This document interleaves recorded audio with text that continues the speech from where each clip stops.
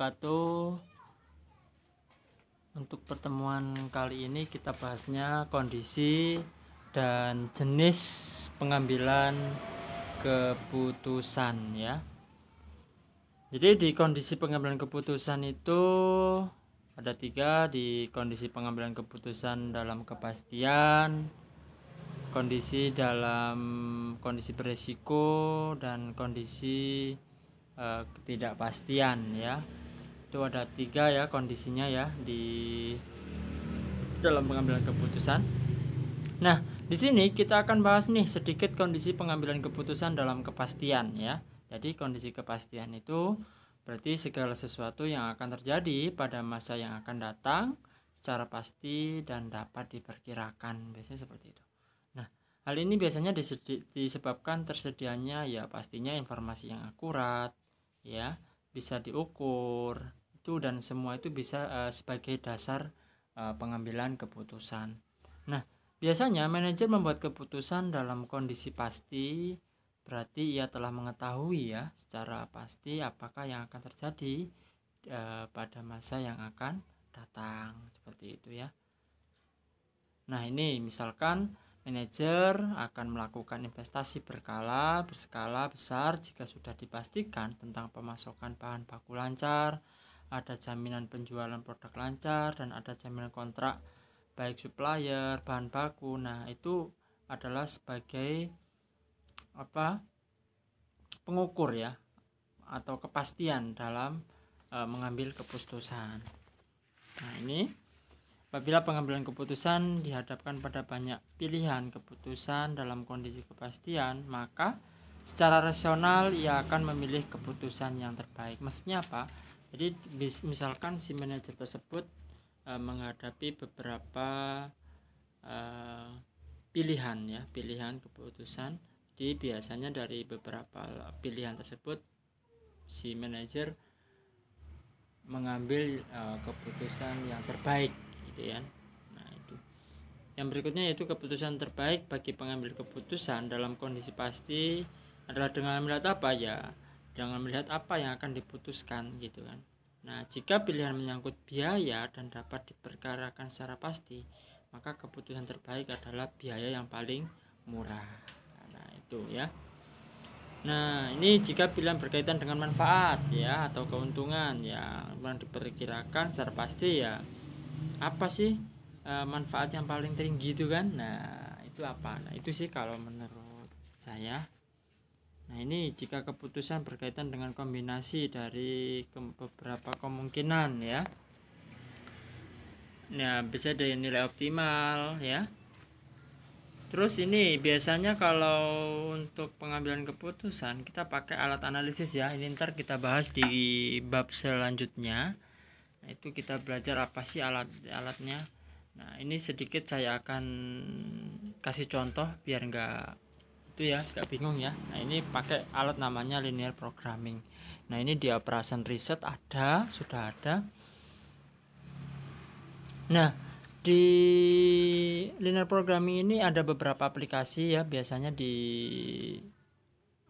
Play Store itu sudah muncul, bisa di-download. Nah, kalau kita belajar linear programming bisa pakai hitung-hitungan biasa juga bisa. Nah, ini. Jadi kondisi pengambilan keputusan dalam kepastian itu seperti ini ada skemanya ya. Ntar saya kasih contoh ya seperti apa. Nah, ini linear programming merupakan alat analisis atau teknik matematis ya yang digunakan untuk membantu manajer dalam pengambilan keputusan dalam kondisi deterministik atau mendasarkan pada asumsi kepastian. Nah, jadi ciri khususnya penggunaan teknik ini berusaha untuk mendapatkan maksimalisasi dan minimalisasi. Maksudnya seperti apa? Biasanya kita harus membuat suatu produk itu dengan meminimalisir biaya ya kan, tapi mendapatkan keuntungan dan semaksimal mungkin. Nah, itu kita bisa belajar dari sini ya. Nah, ini ada maksimalisasi dapat berupa memaksimalkan keuntungan ya kan, memaksimalkan return on investment atau memaksimalkan efektivitas promosi. Nah, minimalisasinya apa ya? Pastinya di biaya yang tadi sudah saya jelaskan tadi ya.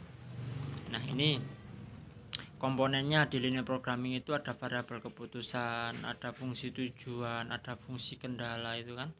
Ini ntar kita bahas secara detail di alat ya. Nah, ini variabel keputusan biasanya nilai atau ukuran dengan konsepsi tindakan pemilihan atau beberapa alternatif atau ring dan variasi setiap alternatif yang berbeda-beda ya. Misalkan X1 unit yang akan diproduksi jenis apa ya. Yang kedua X2 nya unit yang akan diproduksi jenis yang berbeda dan seterusnya, X1, X2, X3 kan gitu kan. Nah, ini fungsi tujuannya merupakan fungsi yang menggambarkan sasaran di dalam permasalahan linear programming. Nah, pengaturan optimal sumber daya untuk memperoleh keuntungan maksimal dan biaya yang minimal. Nah, fungsi tujuan ini juga harus dinyatakan secara matematis gitu kan. Biasanya pakai koefisien dalam fungsi tujuan. Nah, itu ya. Nah, ini fungsi kendala. Nah, kendala merupakan bentuk penyajian secara matematis. Ya, fungsi kendala harus dapat dinyatakan dalam matematis dan merupakan batas kemampuan dan memilih variabel keputusan. Nah, batas-batasan itu apa aja ya? Batasan mesin, tenaga kerja, bahan baku, batasan permintaan dan yang lainnya ya. Nah, ini bisa dipelajari dulu. Ketiga macam komponen dalam linear programming dapat dilihat contoh ya. Ini seperti ini. Nah, contohnya misalkan masalah produk mix ya, perencanaan investasi dan distribusi transportasi. Nah, variabel keputusannya apa gitu kan? Terus tujuan fungsinya apa? Terus kendalanya apa? Jam mesin, tenaga kerja. Nah, ini kita akan belajar ya. Nah, terus perencanaan investasi, jumlah dana yang ditanamkan. Terus maksimal atau return on investment ya, present value atau nilai yang akan datang. Nilai yang masa sekarang berapa ya, future value ya, net present value itu kan. Nah, ini dalam mengatasi atau mengatasi suatu masalah penggunaan network ini ada dua cara, yaitu dengan metode grafik dan simplex. Nah, ini sudah dibahas ya, ini sudah dibahas. Kita ulangi lagi aja di sini, sharing bareng di sini. Ini sebelumnya sudah dijelaskan di mata kuliah operation riset. Nah, ini ntar kita bisa sharing atau kita bisa download aplikasinya ya di Play Store. Nah, ini contoh masalah produk mix. Produk ABC akan memproduksi dua jenis produk sepatu dan tas. Untuk memproduksi kedua produk tersebut diperlukan bahan baku A dan bahan baku B. Jam tenaga kerjanya misalkan maksimal penyediaan bahan baku A adalah 60 kg per hari, bahan baku B 30 kg per hari, dan tenaga kerja 40 jam per hari. Nah, kebutuhan setiap unit produk terhadap bahan baku bisa dilihat di tabel berikut. Nah, ini ya, ini tas itu kan, sepatu, maksimal penyediaannya berapa ini sudah kelihatan ya. Nah, ini oke, kita akan belajar menyelesaikan dengan metode grafik dan simplex ini berikutnya. Nah, ini ya, ini yang pakai grafik ya, kita akan fungsi kendalanya seperti apa itu kan. Nah, ini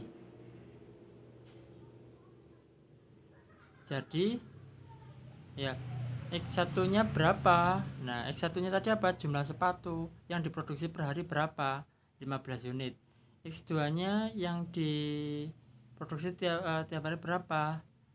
10 unit. Nah, ya, ini sudah ketemu ya. Nah, jadi hasil akhir tersebut memberikan informasi kepada manajemen bahwa untuk memperoleh kombinasi yang maksimal harus diproduksi sepatu sebanyak 15 unit dan dengan akan diperoleh keuntungan maksimal. Nah, keuntungan maksimal 900 ya. Itu sih mohon dipelajari lagi. Itu adalah metode grafik. Ntar kita belajar yang metode simplex ya. Baik, terima kasih. Itu aja dari saya. Assalamualaikum warahmatullahi wabarakatuh.